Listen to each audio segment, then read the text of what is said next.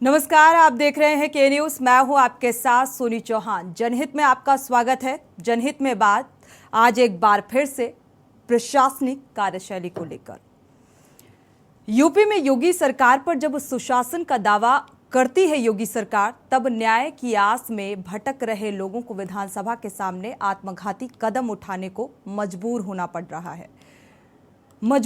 पड़ जाता है। दरअसल शुक्रवार को लखनऊ विधानसभा के सामने उस समय हंगामा देखने को मिला जब एक परिवार ने आत्मदाह की कोशिश की। उन्नाव से आए पूरे परिवार ने यहां खुद को आग लगाकर जान देने की कोशिश की और ये पीड़ित परिवार बेटी की हत्या के मामले में कार्रवाई न होने से नाराज था। हालांकि पुलिस बल ने सुरक्षा में सतर्कता बरतते हुए उन सभी को पकड़ लिया। उन्नाव पुलिस से संपर्क साधा गया और पीड़ित परिवार को कार्रवाई का आश्वासन दिया गया। वहीं विधानसभा के सामने आत्मदाह के मामले में सीओ पूर्वा संतोष ने कहा है कि आत्मदाह नहीं किया गया है। दो पक्षों में जमीनों का विवाद चल रहा था और इसको लेकर दोनों पक्षों में मारपीट हुई थी। दोनों पक्षों की तहरीर पर एनसीआर दर्ज की गई थी। प्रथम पक्ष से 2 आरोपियों को गिरफ्तार किया गया। आपको बता दें कि विधानसभा के सामने आत्मदाह का प्रयास करने के दौरान परिवार नारेबाजी करता रहा। कड़ी धूप में भी वो वहां से हटने को तैयार नहीं था। अनीता जी, कैसे चोटें आई हैं आपके? हमें बहुत मारा गया है। मारा किसने है आपको? संकटा सिंह और मोहित ये संकटा सिंह कौन है? ये गांव के ही हैं। अच्छा, क्या ये लोग सभी बाहुबली लोग हैं? हाँ, ये बाहुबली लोग हैं। ये सब विधायक के आदमी हैं। विधायक जी कौन है जी? ये अनिल सिंह विधायक है। अनिल सिंह जी विधायक हैं। इन्हीं के सब कार्यकर्ता हैं क्या? जी, ये कार्यकर्ता हैं। जमीन इन्हीं के संरक्षण में कब्जा की जा रही है आप लोगों इन्हीं के की? संरक्षण में कब्जा की जा रही है। अच्छा, तो इसकी सूचना आपने जब थाने में दी तो विधायक जी का दबाव है क्या इसमें? जी, इसमें विधायक जी का दबाव है पूरा का पूरा। इसीलिए कोई कार्रवाई नहीं हुई जी? हाँ, कार्रवाई नहीं हुई। प्रशासनिक हमले से न्याय न मिल पाने के चलते आज फिर से उन्नाव के मौरामा थाना क्षेत्र से एक परिवार लखनऊ पहुंचा और विधानसभा के सामने आत्मदाह का प्रयास किया। कहीं न कहीं उन्नाव के कई मामले लखनऊ पहुंच रहे हैं और आत्मदाह का प्रयास कर रहे हैं। हर बार आरोप यही रहता है कि प्रशासन से न्याय नहीं मिला और न्याय पाने की आस में वो लोग लखनऊ पहुंचे और आत्मदाह का प्रयास किया। ये बड़ा सवाल है जब जिला प्रशासन और पुलिस प्रशासन पर लग रहा है कि न्याय नहीं मिला और यहाँ के लोग लखनऊ पहुँचे और आत्मदाह का प्रयास किया।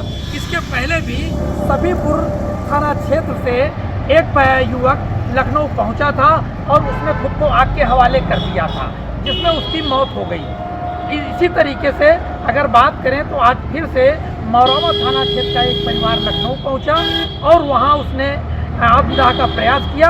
हालांकि लखनऊ पुलिस ने यह प्रयास विफल किया और सभी को सकुशल थाने ले जाया गया। उन्नाव से अरुण अवस्थी। आखिर क्यों विधानसभा के बाहर लोग सुसाइड करने के लिए, आत्मदाह करने के लिए पहुंच गए हैं, इसकी भी कई बड़ी वजह है। कुछ गांव के दबंगों से परेशान रहते हैं लोग, तो कुछ गांव के प्रशासन में अपनी गुहार लगाने पहुंचते हैं, पुलिसकर्मियों के पास अपनी तकलीफ को लेकर पहुंचते हैं, लेकिन वहां पर सुनवाई नहीं होती है। लगातार जब थक जाते हैं पुलिस के चौखटों के चक्कर लगा के, प्रशासनों के चौखट के चक्कर लगाकर, तब कदम उठाते हैं आत्मदाह का और अपनी बात को सरकार तक पहुंचाने के लिए विधानसभा के बाहर आत्मदाह का प्रयास करते हैं। लेकिन इसका सबसे बड़ा कारण यही निकल के आया है, जो मजबूर होते हैं, जो परेशान होते हैं, वही लोग यहाँ पर पहुँचकर ऐसा कदम उठाते हैं। अब देखने वाली बात ये होगी कि प्रदेश में, राजधानी में लगातार बढ़ते विधानसभा के सामने आत्मदाह के मामले कब कम होंगे, कब प्रशासन उन पीड़ितों की सुनवाई करेगा जो अपनी गुहार को लेकर प्रशासन तक पहुँचते हैं। भरत सेठी, के न्यूज़ इंडिया, लखनऊ। तो एक बार फिर से कोशिश आत्मदाह करने की, क्योंकि इंसाफ मिलता हुआ नजर नहीं आया और इसीलिए आत्मदाह करने का प्रयास किया गया। और ये कोई पहला मामला नहीं है। अगर रिकॉर्ड देखा जाए तो चाहे 2017 का जिक्र कर लें, 2018 का जिक्र कर लें, और तब से लेकर अब तक न जाने कितने मामले ऐसे सामने आ चुके हैं जो इंसाफ की दरकार में लगातार लोग आत्महत्या करने को मजबूर होते हैं, क्योंकि प्रशासनिक स्तर पर उन्हें न्याय मिलता हुआ नजर नहीं आता। और इसीलिए लोग आत्मदाह करने को मजबूर हो जाते हैं। इस पूरे मामले में जो रेप की भी कोशिश की गई, हालांकि अब मामला जमीनी विवाद का बताया जा रहा है और अब सवाल ये उठता है कि विधानसभा के बाहर आत्मदाह करने का प्रयास, स्थायी चौकियां भी बनी हुई हैं, बावजूद इसके लगातार जो परिवार हैं वो आत्मदाह करने को मजबूर हो जाते हैं। लेकिन इसके बावजूद भी न्याय मिलेगा या नहीं, ये भी एक बड़ा सवाल है। उन्नाव से हमारे संवाददाता अरुण अवस्थी जुड़े हुए हैं। ज्यादा जानकारी के लिए भरत सेठी लखनऊ से जुड़े हुए हैं। अरुण अवस्थी का रुख करेंगे, उससे पहले भरत सेठी का रुख कर लेते हैं क्योंकि विधानसभा के बाहर की ये तस्वीर थी। भरत सेठी, आपके पास आएंगे। क्या था ये पूरा मामला और क्यों ऐसी नौबत आ पड़ी कि आत्मदाह करने की कोशिश, वो भी विधानसभा के बाहर? देखिए, बिल्कुल आपको बता दें कि राजधानी लखनऊ का विधानसभा, यहाँ पर लगातार लोग आत्मदाह करने के लिए पहुंचते हैं और लेकिन आखिर जो कारण सामने निकल के आता है वो यही आता है कि उनकी जो सुनवाई है वो उनके जिले में नहीं हुई। प्रशासन ने उनकी सुनवाई नहीं की। पुलिस के तमाम चक्कर लगाए, पुलिस के चौकियों के चक्कर लगाए, लेकिन कोई भी सुनवाई वहां पर नहीं होती है। तो उनके पास सिर्फ एक ऑप्शन रह जाता है कि अपनी बात को सरकार तक पहुंचाने का, कि वो विधानसभा पहुंचे, आत्मदाह करते हैं, तब उनको न्याय मिलता है, या प्रयास करते हैं आत्मदाह का तो उनकी जांच पड़ताल उनकी की जाती है कि जो उनको परेशान कर रहा है। जो ताजा मामला है राजधानी लखनऊ के विधानसभा का सामने का ही है, जहां पर उन्नाव का एक परिवार, लगभग 7 लोग से पीड़ित परिवार में बच्चों के साथ विधानसभा पहुंचे और अपने शरीर पर ज्वलनशील पदार्थ को डालने का प्रयास किया।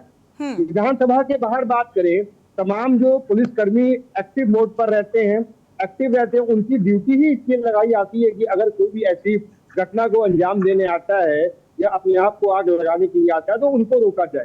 तो तमाम इंतजाम, इक्विपमेंट यहाँ पे रहते हैं, मॉडल बालू रखी रहती है कि उनको अगर आग लगाई जाती है तो बचाया जा सके।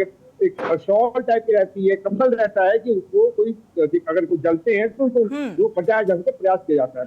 लेकिन जो आज मामला है उन्नाव का है, पूर्वा गाँव का है, जहाँ पर पहले तो ये बात सामने आई थी कि जो दबंगों ने पीड़ित परिवार की बच्चियों के साथ छेड़खानी की, बलात्कार करने का प्रयास किया, उसके बाद उनको न्याय नहीं मिला और पीड़ित जब वहां पे उनको बचाने के लिए जो परिवार पहुंचा तो दबंगों ने उनके ऊपर भी लोहे की रॉड से और डंडों से हमला कर दिया।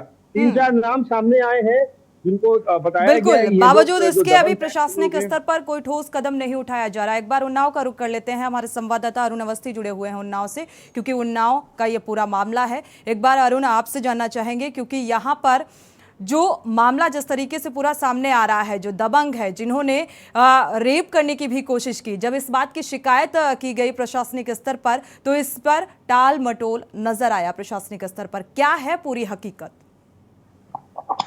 सोनी जी, पूरा मामला ये मौरावा थाना क्षेत्र का है, जहाँ का एक गांव है संदाना, उसका एक मजरा है स्वयंवर खेड़ा, यहाँ का ये मामला बताया जा रहा है। और यहाँ पर अगर बात करें तो 7 तारीख को 2 परिवारों में विवाद हुआ, मारपीट हुई और दोनों परिवारों से महिलाएं थाने पहुंची और अपनी अपनी तरफ से प्रार्थना पत्र दिया। और प्रार्थना पत्र में चूंकि जमीनी विवाद का था और ये मामला पहले भी समाधान दिवस में भी पहुंचा था, लेकिन इस पर जिस प्रशासन को तत्काल कार्रवाई करनी चाहिए थी, उस प्रशासन ने कार्रवाई न करके इसको ठंडे बस्ते में लंबे समय तक डाले रखा। और इसका ये हुआ कि दोनों परिवार आपस में भिड़ गए, मारपीट होती है, दोनों परिवार से 10 से 12 लोग घायल होते हैं, जिसमें कई महिलाएं होती हैं। महिलाओं की तरफ से प्रार्थना पत्र दिया जाता है और प्रशासन ने फिर एक बार क्योंकि इस पूरे मामले को एनसीआर में दर्ज करके ठंडे बस्ते में पहुंचा दिया, जिसके बाद आज एक परिवार स्वयंवर खेड़ा से सुबह निकलता है, लखनऊ पहुंचता है, वहां आत्मदाह का प्रयास करता है। कहा जा रहा है कि इस परिवार ने पहले भी आरोप लगाया, विधायक है, उनके ऊपर इनका आरोप था कि अनिल सिंह दूसरे पक्ष को बचा रहे हैं, उनका उत्पीड़न करा रहे हैं और इस तरीके के कई पहले भी आरोप अनिल सिंह पर लगे हैं। कुछ दिन पहले का ही अगर बात करूं तो इसी थाना क्षेत्र का एक परिवार है जिसमें एक अरुण, जैसे कि आपने कहा ये पूरा विवाद हुआ था, मारपीट हुई थी दोनों ही पक्षों में और जमीनी विवाद का मसला निकलकर सामने आ रहा है, लेकिन परिजनों के जो आरोप निकलकर सामने आए हैं कि रेप करने की कोशिश की गई इस नाबालिग से, इस तरीके का आरोप, और इसी बात की शिकायत दर्ज कराने के लिए पहुंचे हुए थे ये थाने। बिल्कुल। अब चूंकि क्या मैं ये आरोप निराधार है? बिल्कुल, जिस तरीके से दोनों पक्षों ने थाने में अपनी तहरीर दी थी, उसमें कहीं भी इस तरीके का कोई आरोप किसी ने नहीं लगाया था। हाँ, जमीनी विवाद था, जो शयन का विवाद था, 5 बिस्वा का पट्टा बताया जा रहा है पीड़ित पक्ष के पास था, और जो दूसरा पक्ष है वो वहां पे अपना निर्माण कार्य करा रहा था, जिसको लेकर के कई बार दोनों पक्षों की तरफ से प्रार्थना पत्र भी पहुंचे थे। समाधान दिवस में पहुंचे तो जो डीएम और एसडीएम की अध्यक्षता में होते हैं, वहां तक ये प्रार्थना पत्र पहुंचे थे। उन प्रार्थना पत्रों पे समय रहते कोई कार्रवाई नहीं की गई। मामला थाने पे पहुंचा और थाने में इस पूरे मामले को ठंडे बस्ते में डाल दिया गया, जिसके बाद दोनों पक्ष आपस में भिड़ जाते हैं और जब मारपीट हो जाती है और एक पक्ष के कई लोग घायल हो जाते हैं और उनकी भी जब सुनवाई नहीं होती थाने पर, तब आज विधानसभा पहुंच जाते हैं, विधान भवन के सामने आत्मदाह का प्रयास करते हैं। कहीं ना कहीं निश्चित रूप से कहा जा सकता है कि जो थाना पुलिस की कार्यशैली है वो बिल्कुल एक बार फिर से प्रशासनिक कार्यशैली को लेकर सवालिया निशान लगता हुआ नजर आ रहा है। आपके पास वापस लौटेंगे, भरत सेठी का रुख कर लेते हैं।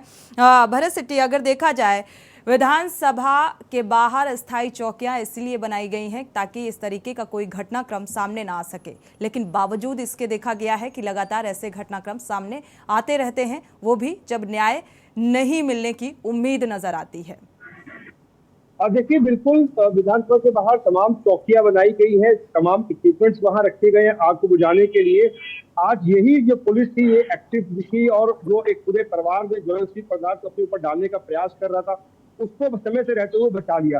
कई महिलाएं पुलिस भी यहाँ तैनात रहती हैं और कई जो पुलिस है जो यूपी विधानसभा के बाहर एक फैमिली ने आत्मदाह करने की कोशिश। आपको दिखाना चाहेंगे हम यहाँ की तस्वीरें जो है, तमाम जो पुलिस कर्मी है यहाँ पर तैनात रहते हैं और इक्विपमेंट की बात करें, कंबल से लेकर कंबल में है तो किस तरीके से उसको बचाया जा सके, और तमाम जो इक्विपमेंट्स होते हैं, कह सकते हैं एक बाल्टी में मोरंग भी रखी रहती है। और देखिए तमाम चौकियां बनी है, एक ये चौकी बनी है, एक पुलिसकर्मी सामने तैनात आपको दिख जाएंगे और एक चौकी सामने है, और दूसरी तरफ रोड की बात करें वहां पर भी पुलिसकर्मी लगातार तैनात रहते हैं। यही एक कारण है कि आज जिस महिला को, जिस पूरे परिवार को बचाया जा सका कि वो महिला ने अपने ऊपर जो पूरे परिवार को ज्वलनशील पदार्थ डाला था उससे बचाया गया। लेकिन भरत, यहाँ पर सवाल ये भी उठता है, सारी व्यवस्थाएं वहां पर मौजूद हैं, प्रशासनिक अमले की भी मौजूदगी रहती है, लेकिन जब घटना घटती है उसके बाद बचाने का प्रयास किया गया, क्या उससे पहले रोकने के लिए, समझाने के लिए प्रशासनिक अमले की क्या कुछ कवायद रही? इस बारे में कुछ बातचीत करने की कोशिश की आपने? देखिए, यहाँ पर जो पुलिसकर्मी हैं उनसे हम लोग ने बातचीत करी, उन्होंने कहा कि जैसे ये पहुंचे, जैसे पूरा कई परिवार के लोग पहुंचे, उनकी एक्टिविटी थोड़ी सी उनको दिखी, उसके बाद उन्होंने तुरंत उनको रोकने का प्रयास किया। देखिए सबसे बड़ा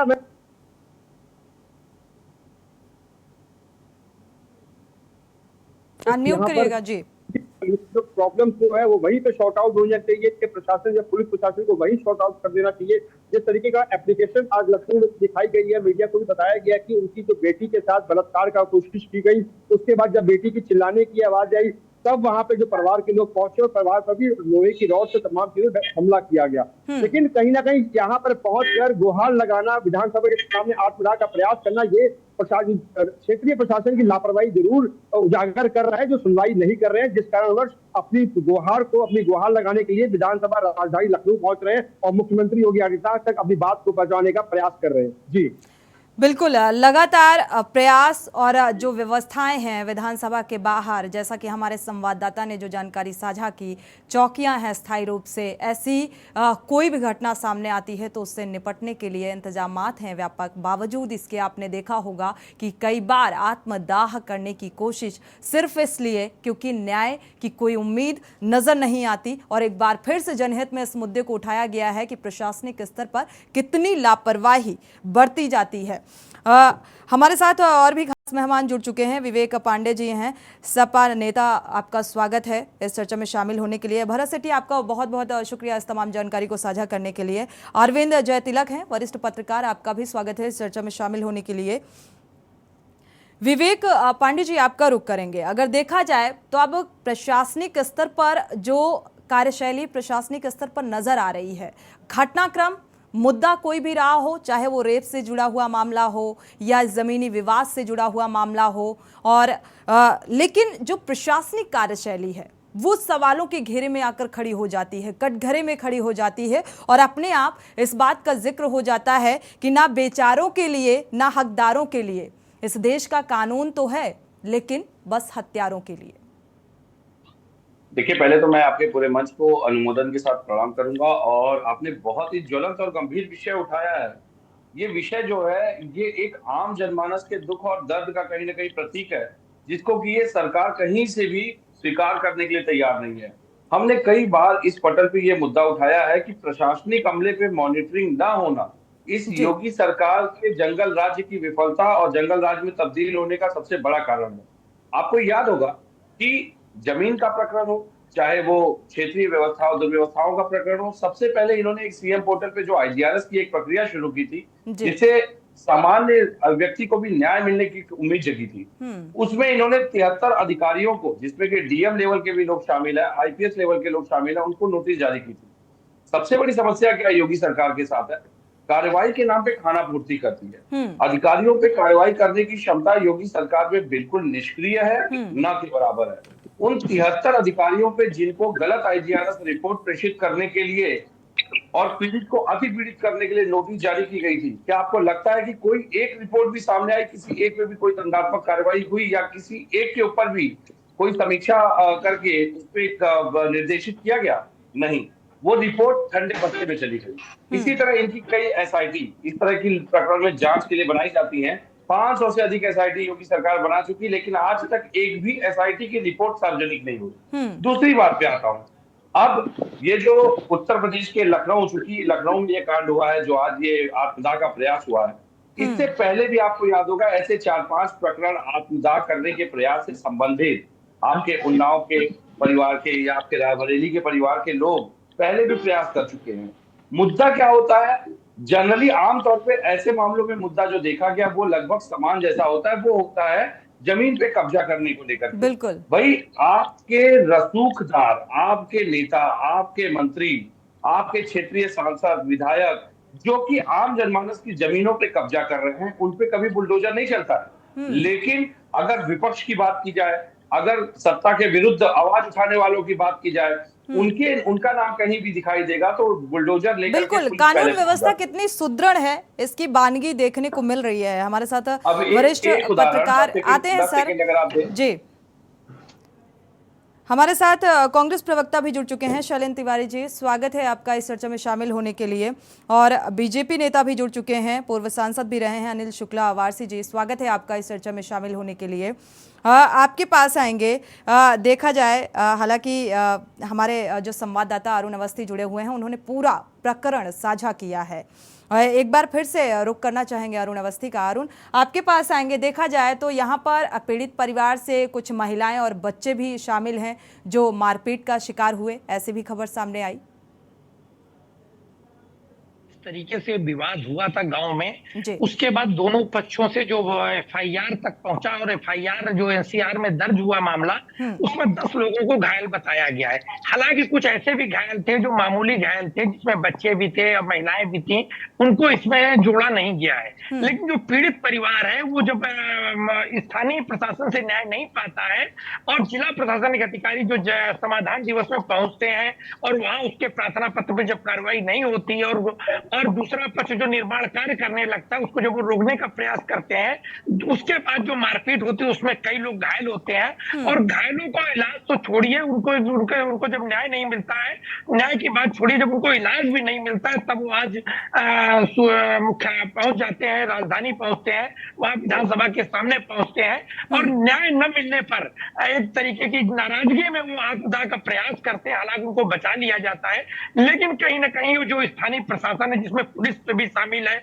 और प्रशासन भी शामिल है, जिससे प्रशासन में जो एसडीएम होते हैं, जो संविधान दिवस में बैठते हैं, उनके पास एक फरियादी न्याय लेके पहुंचता है और उसमें तत्काल कार्रवाई होनी चाहिए थी, जो कार्रवाई नहीं हुई, प्रशासन के द्वारा भी नहीं हुई, पुलिस के द्वारा नहीं हुई, बल्कि उनको मारा पीटा गया जो पीड़ित पक्ष था। और मारने पीटने के बाद जब कार्रवाई होनी चाहिए तो कार्रवाई नहीं हुई। जब आज एक वो लोग लखनऊ पहुंच जाते हैं, प्रशासनिक स्तर पर जो कार्रवाई होनी चाहिए थी वो कार्रवाई नहीं हुई और इसी के चलते ये परिवार आत्मदाह करने का प्रयास किया गया विधानसभा के बाहर। शैलेंद्र तिवारी जी, आपका रुख करेंगे। कानून व्यवस्था की जो बानगी नजर आ रही है, क्या लगता है कानून व्यवस्था सुदृढ़ है, प्रशासनिक अमला जिम्मेदारी के साथ काम कर रहा है? क्या कहेंगे इस पूरे घटनाक्रम को लेकर? ने एक अपना औरा बनाया, उस औरे में उन्होंने कानून व्यवस्था को बताने का, कानून व्यवस्था अच्छी है, कानून व्यवस्था ठीक है, ये बताने का एक ट्रेंड चलाया और उस ट्रेंड में कानून व्यवस्था अच्छी है। क्योंकि जमीन देखिए कानून व्यवस्था किस तरह से कोर्ट के अंदर अभी तक कोर्ट तो मतलब कहने का ये है कि किसी भी ऐसी स्थिति में, किसी भी परिस्थिति में कहीं पर भी कोई जगह एक ऐसी चुनी जाए, बताई जाए जहां पर कोई भी चीज किसी भी दृष्टिकोण से सुरक्षित हो। मुझे नहीं लगता है कहीं कोई सुरक्षित है कानून व्यवस्था। महिलाओं की चैन खिंच जाती है, उसका मुकदमा नहीं निकलता है। आप बता रहे हो कि हमने चौकी बना दी है, वहां पर हम जो है जो आत्महत्या करने आते हैं उनको रोकेंगे, उनको जो है बचाएंगे। अरे तो भाई आत्महत्या करने के लिए जो प्रेरित कर रहे हैं उनको भी उन्हें सजा दी जा रही है।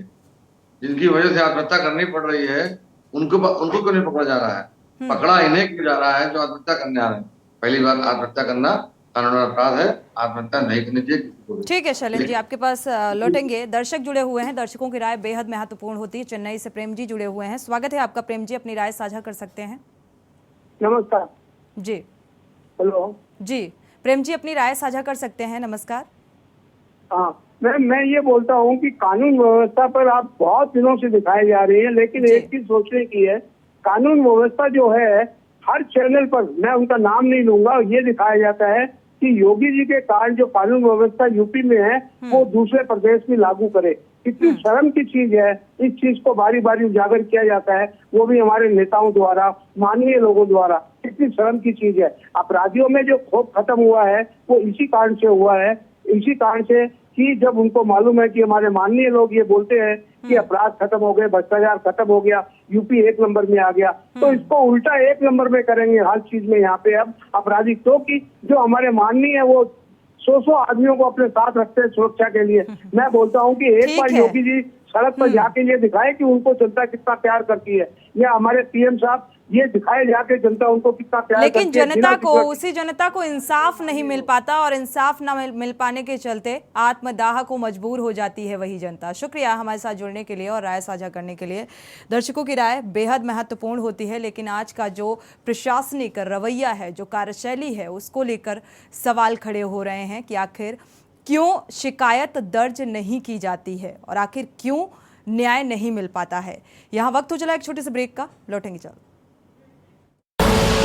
आप देख रहे हैं के न्यूज, खबरों का सारथी। ब्रेक से वापस आ रहे हैं। लगातार प्रशासनिक कार्यशैली को लेकर हम जनहित में मसला उठा रहे हैं और इसी मुद्दे को लेकर हम चर्चा कर रहे हैं। दर्शकों की राय भी इस मुद्दे को लेकर बेहद महत्वपूर्ण हो जाती है। हमारे साथ खास मेहमान लगातार जुड़े हुए हैं। आपका रुख करेंगे विवेक पांडे जी। अगर देखा जाए, माफ़ कीजिएगा, हमारे साथ अरविंद जयतिलक जी भी जुड़े हुए हैं, प्रतिक्रिया ले लेते हैं, आपके पास आएंगे सर। देखा जाए जो प्रशासनिक कार्रवाई है, हर रोज ऐसे मामले सामने आते हैं। आज जो ये मसला सामने आ रहा है उन्नाव का, विधानसभा के बाहर न्याय न मिल पाने की वजह से आत्मदाह करने की कोशिश, इसको लेकर आप क्या कहेंगे? सोनी जी, इस पूरे प्रकरण के 2-3 आयाम हैं और उसका जो मुख्य बिंदु यह है कि स्थानीय स्तर पर अगर न्याय मिल जाता तो मुझे नहीं लगता कि जो परिजन है अपने बाल बच्चों के साथ, परिवार के साथ जो है विधानसभा के सामने आकर के आत्मदाह करने की स्थिति बनती। आमतौर पे आप देखेंगे कि तो स्थानीय स्तर पर ही पुलिस प्रशासन अगर मामलों को सुलझा ले तो 80% मामले जो है अपने आप खत्म हो जाते हैं।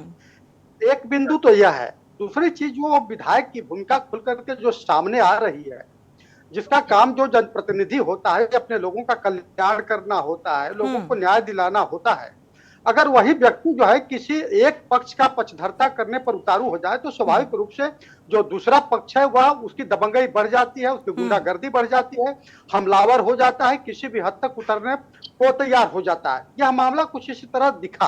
अब एक सवाल और उठता है कि चूंकि लखनऊ में अच्छी बात रही कि वो आत्मदाह करने से बचा लिया गया, लेकिन जब यहाँ पे एक रेप का मामला उठ रहा है कि वह जो रेप करने का भी प्रयास किया, लेकिन आपके रिपोर्टर के मुताबिक ये कहा जा रहा है कि नहीं वहां पर जो है जो एप्लीकेशन दिए गए हैं उसमें कोई रेप का जिक्र नहीं है। अब ये सवाल उठता है कि क्या इन दोनों में इतना अंतर क्यों है?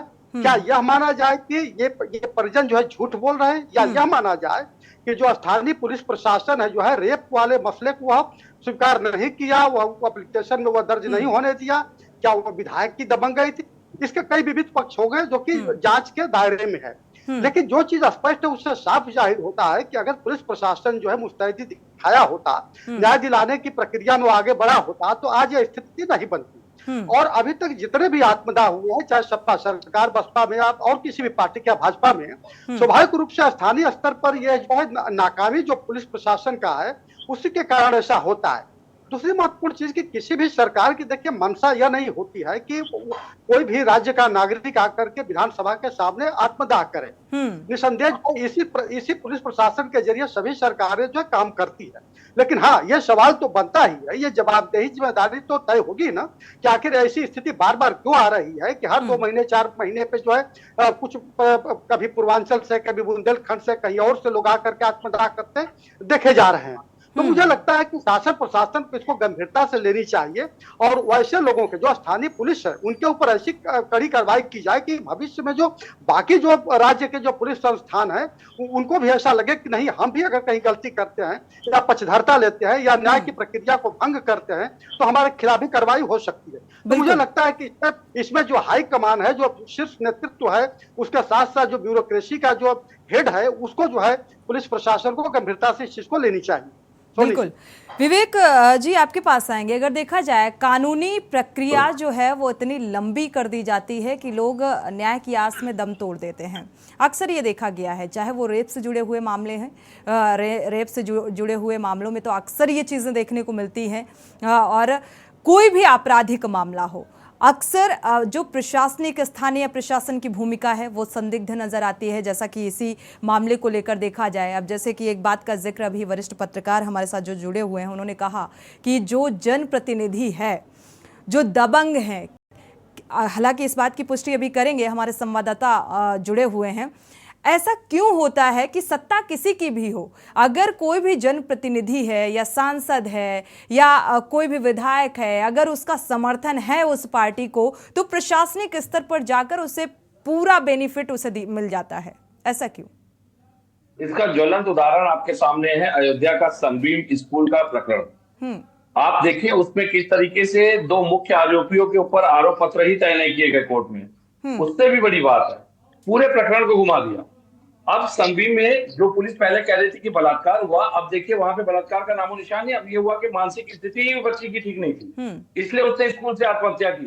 फोन करके बुलाया गया, वहां उसके साथ क्या घटना घटी, प्रिंसिपल ने क्यों बुलाया, इन बातों पे बातें नहीं हो रही है। तो यही कारण है कि जो रसूखदार लोग होते हैं वो प्रशासनिक अमले की सहायता से किस तरीके से साफ बच के निकल रहे हैं, और इसको योगी जी बताते हैं उत्तम कानून व्यवस्था। कारण यह है कि जो खुद आपराधिक मानसिकता से पोषित रहा हो, जिन लोगों ने खुद अपने ऊपर के आपराधिक मामले वापस लिए हो, अगर वो सत्ता में है तो उनको लगता है कि मामलों को कानून के साथ खिलवाड़ करना ही एक अच्छे सुशासन का परिचय है। उत्तर प्रदेश में कार्यकारी डीजीपी का होना, उत्तर प्रदेश में कार्यकारी डीजीपी इसीलिए नियुक्त किया गया है ताकि किसी की जिम्मेदारी तय न की जा सके।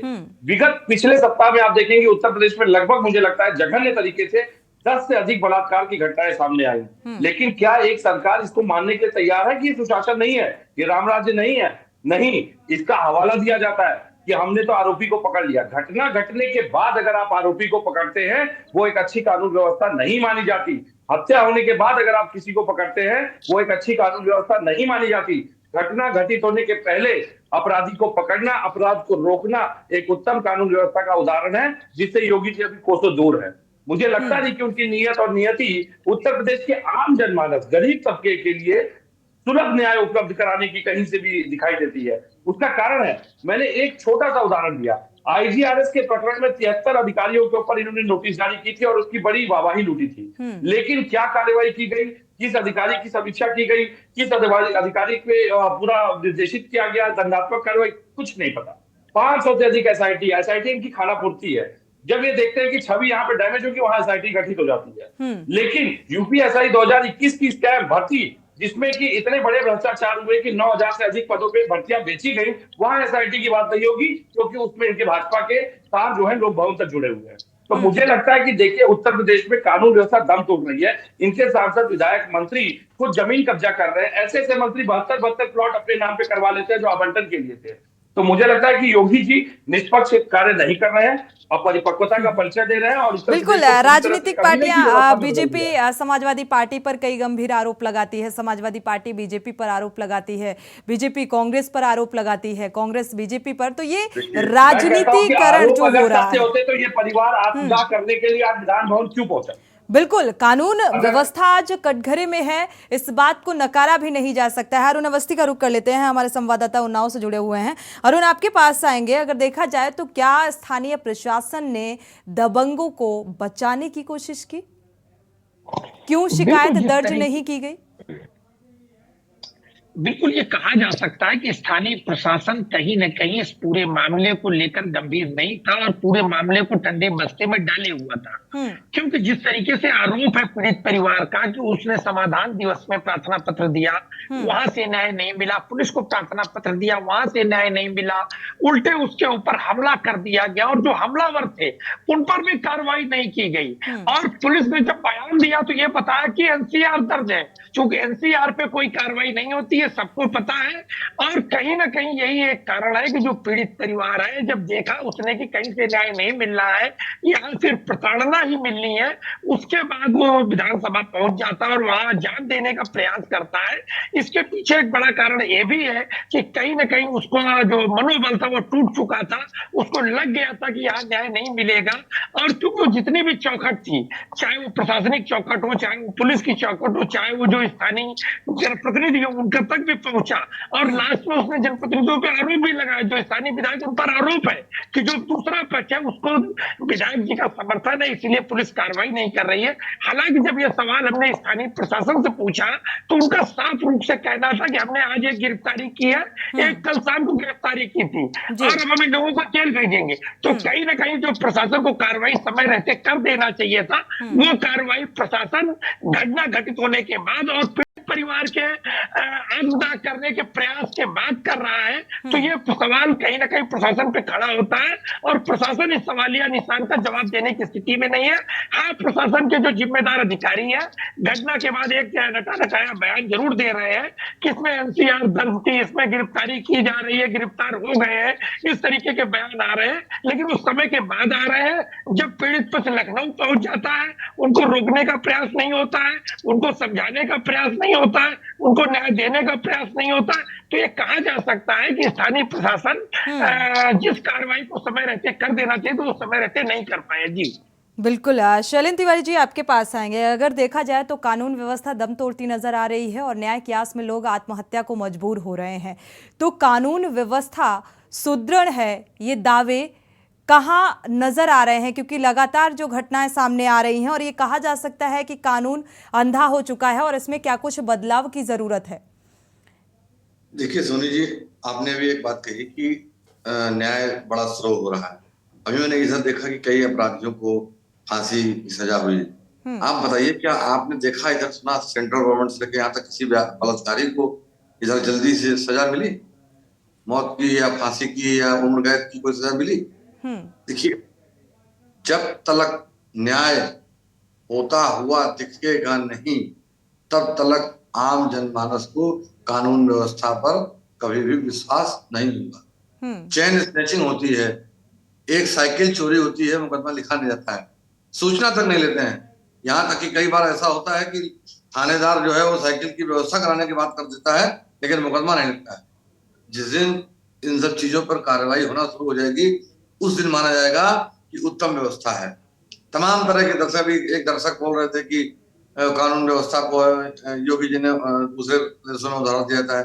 अरे दूसरे प्रदेशों में चैनल द्वारा बोला जाता है, दूसरे प्रदेश में किसी हमको किसी से नहीं सीखना है। हमें बताइए कि उत्तर प्रदेश की कोर्ट के अंदर, दूसरी के अंदर गोली चलती है, हत्या की जाती है, हत्यारा वो भी है, लेकिन भारत के प्रधानमंत्री, 2 प्रधानमंत्रियों की हत्या हुई, जस्टिस न्याय होता हुआ दिखाना, न्यायिक प्रक्रिया से मरे ना, लंबा वक्त लगा।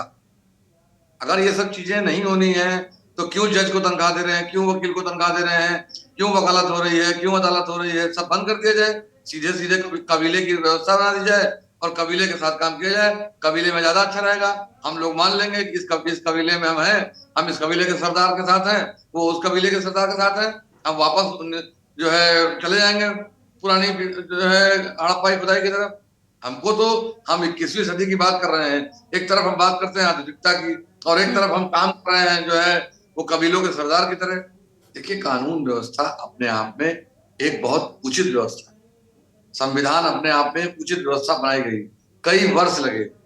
संविधान की मूल कॉपी ऐसे नहीं 13 किलो की थी, उसमें कुछ कहा था, उसमें भरोसा कैसे करेंगे लोग आपके पास आएंगे अरविंद जी? लोग कानून व्यवस्था पर भरोसा कैसे करेंगे जब इस तरीके के वाकये सामने आएंगे? जब अगर एक पीड़ित अपनी बात को लेकर मामले की तहरीर देने के लिए थाने पहुंचता है, क्योंकि मुझे लगता है समाज में कोई भी आम हो या खास, नॉर्मल तरीके से कोई भी कोर्ट कचहरी और पुलिस के पास जाना जरूरी नहीं समझता जब तक कि कोई ऐसी विपत्ति या कोई ऐसा मामला ना आया हो। अगर जाया जाता है, तहरीर दी जाती है थाने में, तो उस पर संज्ञान लेना चाहिए प्रशासनिक स्तर पर। लेकिन अगर ऐसा रवैया प्रशासनिक स्तर पर नजर आता है तो कैसे, क्या सजा, क्या कार्रवाई होनी चाहिए, क्या कुछ बदलाव होने चाहिए? सोनी जी, देखिए 2-3 बातों को समझना होगा। केवल आलोचना मात्र से मुझे नहीं लगता है कि कुछ तथ्यात्मक चीजें भी आनी चाहिए। अभी मैं 2021 का 2022 में जो रिपोर्ट प्रकाशित हुआ एनसीआरबी का मैं देख रहा था, और हर सरकारों में एनसीआरबी की रिपोर्ट आती है, मैं उसका भी जिक्र आप कहेंगे तो मैं कर दूंगा। तो अभी मैंने देखा 7716 महिलाओं के खिलाफ अपराध जो लोग किए उनको सजा दिलाई है इस सरकार ने। और पूरे भारत में जो आपका क्राइम का रेट है लगभग 4.8%, यूपी का 2.6 है, और 2022 के रिपोर्ट के मुताबिक जो है 23वें स्थान पर है। पहली चीज ये देखिए, ये डाटा है, लेकिन मेरा मानना है कि जो शासन प्रशासन है इकबाल से चलता है, नैरेटिव से चलता है, तो वो भी दर्शाना होगा, जैसे आदरणीय पांडे जी कह रहे थे, वो भी दिखाना बहुत जरूरी है। लेकिन इसके लिए बहुत आवश्यक हो जाता है कि आप जो है स्थानीय स्तर पे, चाहे वह पुलिस प्रशासन हो, चाहे आपके बाकी जो विभाग हैं, उनके नकेल को आप कसिए, कुछ इस तरह के जो है व्यवस्था बनाइए ताकि उनमें जो है अपने कार्यों के प्रति जिम्मेदारी और जवाबदेही सुनिश्चित हो। अगर ऐसा नहीं होगा तो स्वाभाविक रूप से जो है अपराधियों का जो हौसला है बुलंद होगा। दूसरी चीज, जहां तक न्यायालय में अभी आदरणीय प्रवक्ता कांग्रेस के कह रहे थे, सही कह रहे थे, बिल्कुल जो है नहीं होना चाहिए, लेकिन ये किसी एक सरकार में नहीं हुआ है। आप देख, आप सपा सरकार में किस तरह विक्की त्यागी का इस तरह से न्यायालय में गोली मार करके हत्या कर दी गई, भाजपा में आप देख ही रही हैं, उसके पहले के भी कई ऐसे कांड हो चुके हैं। लेकिन मेरा कहने का तात्पर्य है कि ये सारी चीजें जो है ये लोकतंत्र के खिलाफ जाती है। पहले दूसरी चीज देखिए, मुझे याद है कि बसपा का जब शासन था, मायावती जी जो है अपने ही एक सांसद को जो है बुला करके अपने दरवाजे पर गिरफ्तार करके उन्होंने साफ संदेश दे दिया था कि चाहे वो सांसद हो, विधायक हो, चाहे कोई भी जनप्रतिनिधि हो, अगर कोई भी जो है कानून के खिलाफ काम करेगा उसके खिलाफ जो है कानून काम करेगा। पहली चीज, अभी आपने देखा ना इसी सरकार में जो है कन्नौज के सांसद के खिलाफ पुलिस ने एफआईआर की है, अपने ही सांसद, भाजपा के अपने ही सांसद। तो ऐसा नहीं है कि प्रदेश में जो कानून का राज खत्म हो गया, जंगल राज स्थापित हो गया। हाँ, ये घटनाएं नहीं होनी चाहिए, एक भी नहीं होना चाहिए। लेकिन इस बात को मानते हैं अरविंद जी कि आपराधिक ग्राफ बढ़ा है? देखिए, अगर पैरामीटर अगर हम लोग माने एनसीआरबी को, चाहे गृह मंत्रालय को, चाहे स्टेट का, तो अगर उस हिसाब से आप देखेंगे तो अब भाई मैं उस हिसाब से बात कर रहा हूँ, मेरे पास कोई और दूसरा आंकड़ा नहीं है, या और किसी के पास कोई दूसरा आंकड़ा हो तो बता सकता है। उस हिसाब से अपराध जो है घटा है। अगर आप 2016 का देखेंगे, हाँ, मैं उसी की बात करूंगा ना, क्योंकि दूसरा तो हम लोग के पास है नहीं। अब सपा के प्रवक्ता आदरणीय पांडे जी बैठे हैं, 2016 जो 17 में जो प्रकाशित हुआ उसकी रिपोर्ट को देखिए तो प्रत्येक दिन जो है 24 रेप होते थे, 21 अटेम्प्ट रेप होते थे, 13 मर्डर होते थे, 33 किडनैपिंग होती थी। वो एनसीआरबी का आंकड़ा है। आप उसको भी देख ठीक है, कागजी आंकड़ों के आधार पर अगर कहा जाए, तुलना की जाए तो कम होगा, लेकिन जमीनी हकीकत कुछ और है। आंकड़ों पर ना जाकर अगर जमीनी हकीकत की बात करें तो अपराध का ग्राफ मुझे नहीं लगता कि पहले से कुछ कम हुआ है, बल्कि और बढ़ता नजर आ रहा है। आपके पास आएंगे विवेक जी, क्या वाकई ये अपराध का ग्राफ कम हुआ है? देखिए, अपराध के ग्राफों की बात जहां तक है, एक दिन आप इस पे परिचर्चा रख लीजिएगा, मैं सारे आंकड़े आपको दे दूंगा। योगी सरकार जब आई 112 बलात्कार प्रतिदिन के हिसाब से एनसीआरबी ने नोट किए हैं। दूसरी बात, कमिश्नरी प्रणाली लागू कर दी गई है। कमिश्नरी प्रणाली लागू होते ही आज एक और खबर आ गई, कानपुर पुलिस, जो कलंकपुर मैं कहता हूं कि नामकरण कर देना चाहिए, औरैया में एसएचओ दरोगा ने 50 किलो चांदी लूट ली सीधे। मणिलाल पाटीदार याद होगा, 1 साल के बाद सरेंडर करवाया गया उसको, वसूली के उस मामले में जिसमें की हत्या हो गई थी। मुझे लगता है कि सोचने की आवश्यकता है कि कानपुर पुलिस की बात नहीं है, यहाँ पे किसी एक की बात नहीं हो रही, यहाँ बात ये हो रही है कि यहाँ पे पूरा वसूली गैंग सक्रिय है अधिकारियों का, और इस वसूली गैंग के नेतृत्वकर्ता संरक्षक कौन है भाई? गृह विभाग। गृह विभाग किसके अधीन है? मॉनिटरिंग ही नहीं है। मॉनिटरिंग ही नहीं है। जो कागज पे दिखा देते हैं अधिकारी वही सुशासन है, जो कागज पे बता देते हैं वही रामराज्य है।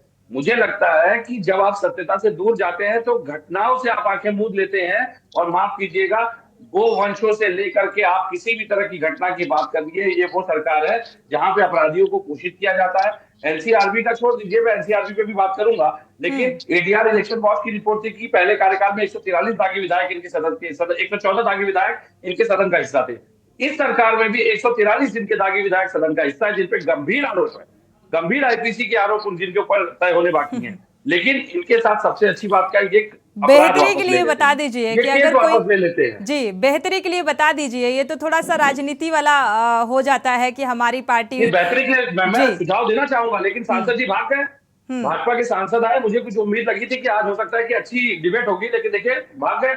अब चलिए, कोई फर्क नहीं पड़ता, जवाबदेही बनती है, जनता को तो जवाब देना ही पड़ेगा। सबसे बड़ी समस्या उत्तर प्रदेश पुलिस की खुफिया तंत्र का कमजोर होना है। बॉर्डर स्कीम जब तक उत्तर प्रदेश पुलिस की नहीं हटेगी, आप उत्तर प्रदेश को एक अच्छी सुशासन व्यवस्था नहीं दे पाएंगे।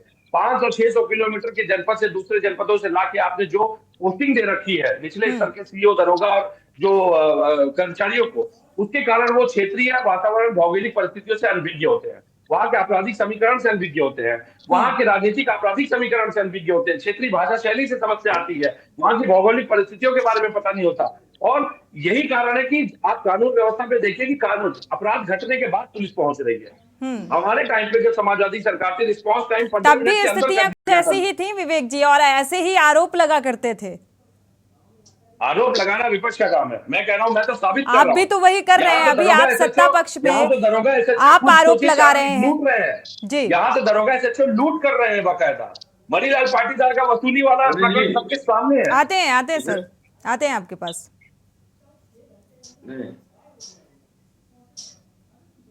जी शैलेंद्र जी, आप कुछ कहना चाह रहे हैं? अभी आपने एक बात कही कि आप देखिए, जनता ने सरकार बदल दी है। अब सरकार वो नहीं जिस पर आप सवाल उठा, अब सरकार वो है जिस पर आप सवाल नहीं उठा। सवाल उठाना सर, सवाल उठाना हमारा काम है, और इसीलिए जनहित में इस मसले को रखा गया है ताकि हम सवाल उठा सकें। हाँ, तो मैं जिनको और अगर सवाल हम सच्चाई के साथ, हम किसी पक्ष और विपक्ष की तारीफ या उसके पक्ष में बात करने के लिए नहीं बैठे हैं। अगर सत्ता आपकी होती तो आप पर भी सवाल खड़े करते। बिल्कुल करना चाहिए। मैं वही इसी पे कह रहा हूँ कि अभी हमारे वरिष्ठ पत्रकार महोदय, उन्होंने कहा कि सोहरत राय सांसद पाठक ने जो है, आपने वहां पर बदतमीजी की और मुकदमा लिखा गया। बदतमीजी नहीं, अपहरण के मामले में उन पर मुकदमा लिखा गया। उनको उस तरह से जेल भेजा गया? नहीं भेजा गया। और वो क्यों गए उसमें? उनको क्या जरूरत थी जाने की? अब भाई, आप एक सांसद हैं, आपकी एक गरिमा है, और आपने जेल भेजा उनको? नहीं भेजा। ये जो बातें जिस तरह की, देखिए, सरकार जो कहती है वो करती नहीं, जो करती है वो दिखाती नहीं है ना उसमें बात करती है। मसला ये है, अपराधी को अपराधी के नजरिए से देखिए, नेता के नजरिए से या अधिकारी के नजरिए से या उसको सेवक के नजरिए से मत देखिए। अगर उसने अपराध किया है तो उसको उस नजरिए से देखिए। भाई, आपने सीधे सीधे एक ऐसे व्यक्ति के लिए थाना पुलिस में, अगर जो हमारी सुरक्षा में लगा, जैसे पुलिस ने चांदी जो है चोरी की, या लूट की पुलिस ने की। अब खाकी वर्दी जो हमारी रक्षक है, अगर वो इस तरह का संदेश देती है, एक आम आदमी अगर शराब पीकर सड़क पर लौटता है तो एक दृष्टिकोण अलग होता है, लेकिन एक खाकी वर्दी में बैठा व्यक्ति शराब पीकर के सड़क पर बवाल मचाता है तो उसका एक अलग व्यवस्था है, उसकी एक तो लोग अलग उसके दृष्टिकोण से देखते हैं। ठीक उसी तरह से एक सांसद जो है चौराहे पर शराब पीकर जो है ड्रामेबाजी और बदतमीजी या अराजकता फैलाता है तो अलग देखा जाए, क्योंकि वो सांसद है, विधायक है। बिल्कुल, और इसीलिए मुझे लगता है कानून थोड़ा सा अगर आम नागरिक है उसे न्याय चाहिए, वो पीड़ित है, पीड़ित परिवार अगर एफआईआर दर्ज कराने जाता है, रिपोर्ट दर्ज कराने जाता है तो उसे न्याय नहीं मिलता, उल्टा उसे धमका दिया जाता है। जी पूरी कर लीजिए बात। आज भी थानों पर आम आदमी से ठीक से व्यवहार, अच्छा व्यवहार, सामान्य व्यवहार नहीं होता है, जिसकी वजह से लोगों को अपने चौकी इंचार्जों से, अपने थानों से भागना पड़ता है। मुझे लगता है कि पुलिस में सुधार की आवश्यकता है। वरिष्ठ अधिकारियों को आपके चैनल के माध्यम से कहता हूं कि वो अपने अधिकारियों को बताएं कि आप पुलिस की नौकरी में एक नौकरी कर रहे हैं, जनसेवक हैं, कम से कम लोगों को प्यार से, सम्मान से बोलिए, समझाइए, उनकी बातों को समझिए। कई बार थानों पर ऐसी सूचनाएं आती हैं जो बैठ करके जो है समझाया जा सकता है, लेकिन आप नहीं करते हैं। बिल्कुल, तो इस बात का संज्ञान मुझे लगता है सूबे के मुखिया को जरूर लेना चाहिए। हमारे संवाददाता जुड़े हुए हैं, अरुण अवस्थी का रुख कर लेते हैं। अरुण, अब जैसा कि आपने बताया इस पूरे मामले को लेकर गिरफ्तारी भी हुई है, 2 गिरफ्तारियां हुई हैं, तो पीड़ित परिवार का क्या कुछ पक्ष निकलकर सामने आया इस गिरफ्तारी को लेकर? बिल्कुल, चूंकि अभी ये प्रशासन की तरफ से बताया गया कि 2 गिरफ्तारियां की गई और इनको जेल भेजा जाएगा। चूंकि जो पीड़ित परिवार है वो गांव में नहीं है और वो इस समय लखनऊ में है और उन तक पता नहीं अभी खबर ये उनको मिली भी है कि नहीं मिली है, लेकिन चूंकि जब ये मामला मीडिया की सुर्खियां बनी उसके बाद जो प्रशासन की तरफ से जवाब आया उसमें यह बताया गया है इस मामले में 7 तारीख को एक विवाद हुआ था 2 परिवारों के बीच में और विवाद में मारपीट हुई थी और जिसकी एनसीआर दर्ज की गई थी और एनसीआर दर्ज होने के बाद में एक गिरफ्तारी की थी शाम को और एक गिरफ्तारी आज कर ली गई और इनको जेल भेजा जाएगा। हालांकि अगर पीड़ित परिवार की बात करें तो निश्चित रूप से पीड़ित परिवार इन गिरफ्तारियों से इत्तेफाक नहीं रखेगा, क्योंकि जिन दफाओं में मुकदमा दर्ज हुआ है, एनसीआर में मुकदमा दर्ज हुआ तो एनसीआर में सिर्फ अगर कार्रवाई होगी भी तो 151 की कार्रवाई होगी, जो कार्रवाई पर्याप्त नहीं है। 151 व्यक्ति को भेजा जाता है और एसडीएम उसको जमानत दे देते हैं और घर आ जाता है। तो ये कार्रवाई बड़ी कार्रवाई नहीं है। निश्चित रूप से अगर इस पे कार्रवाई के नाम पर खाना पूर्ति हुई अगर देखा जाए, इस तरीके का मामला है। और साथ ही इस बिंदु को लेकर क्या कुछ जांच पड़ताल की जा रही है जो रेप का आरोप लगाया गया था पीड़ित परिवार की तरफ से? अगर बात करें तो जिला प्रशासन और पुलिस के द्वारा निश्चित रूप से इस पूरे मामले को नकार दिया गया है। रेप जैसी बात को स्वीकार कतई नहीं कर रहे। उनका साफ और स्पष्ट कहना है कि जो तहरीर महिलाओं के द्वारा, पीड़ित पक्ष की महिलाओं के द्वारा दी गई थी उसमें इसका जिक्र कहीं नहीं किया गया है। हाँ, ये बात सही है कि हो सकता है कि पुलिस ने दबाव में उस मामले को हटवा दिया हो, क्योंकि जब तक पीड़ित परिवार से बात नहीं होगी, उसका पक्ष नहीं आएगा, उसका पक्ष नहीं ले लिया जाता और उसके द्वारा ये बात सामने नहीं लाई जाती है कि आखिर रेप का प्रयास कब हुआ था और एक घटना कब की है। लेकिन ये बात सही है कि जो स्थानीय पुलिस प्रशासन है ये आरोपों के घेरे में, इसके पहले भी उस पर आरोप लगे थे कि एक 11 साल की नाबालिग बच्ची जिसके साथ गैंग रेप हुआ था और उसके बाद उसने बच्चे को जन्म दिया था, उसके साथ भी ज्यादती हुई थी और उन आरोपियों का पक्ष भी इन्हीं थानेदार के द्वारा लिया गया। तो निश्चित रूप से ये आरोपों के घेरे में है और कहीं ना कहीं इनके ऊपर जो आरोप बन रहे हैं वो पुष्ट भी हो रहा है, क्योंकि लगातार दूसरी घटना हो रही है और पीड़ित परिवार लखनऊ पहुंच जाता है और जान देने का प्रयास करता है। तो कहीं ना कहीं जो थानेदार है, स्थानीय प्रशासन है, जो पुलिस का स्थानीय प्रशासन है, उसकी कार्रवाई सवालों को घेरे में रहती है और वो प्रशासन के दबाव में है, सत्ता के दबाव में, इसीलिए वो इस तरीके की कार्रवाई नहीं करते हैं जो साफ स्पष्ट हो और पीड़ित पक्ष को लगे कि उसको न्याय मिल रहा है। बिल्कुल अरुण, देखा जाए तो इस पूरे मामले में प्रशासनिक लापरवाही देखने को मिल रही है। शुक्रिया इस तमाम जानकारी को साझा करने के लिए। दर्शक जुड़े हुए हैं, दर्शक की राय साझा कर लेते हैं। गिरीश शुक्ला जी कानपुर से जुड़े हुए हैं, स्वागत है आपका, अपनी राय साझा कर सकते हैं गिरीश जी। गिरीश जी अपनी राय साझा कर सकते हैं। टीवी का वॉल्यूम कम कर लीजिए। गिरीश जी अपनी राय साझा कीजिए। मैं आपको ये बता रहा हूँ, मैंने ये सब घटनाक्रम सुने हैं और इनका मैं भुक्तभोगी हूँ। जी। तहसील हो, थाना हो, चौकी हो, वहाँ एप्लीकेशन लगाने से काम नहीं होता है, एप्लीकेशन के साथ पैसा देने से काम होता है। बिल्कुल, ये हकीकत है गिरीश जी, मुझे लगता है पैसा वहाँ लगता है। चौकी, थाना, अदालत सब जगह रेट फिक्स है। आपको लेखपाल से काम कराना है, कितना पैसा देना है, ठीक है, पैसे से न्याय मिलेगा पीड़ित को। शुक्रिया हमारे साथ जुड़ने के लिए और ये राय साझा करने के लिए। आपके पास आएंगे अरविंद जी। देखा जाए तो अब न्याय पैसे से मिलेगा, अपराध कोई भी हो, कोई भी कैटेगरी का हो, लेकिन अब पैसे से ही न्याय मिलना पॉसिबल है। ये कोई राजनीतिक दल नहीं, दर्शक हैं जो हमारे साथ जुड़े थे।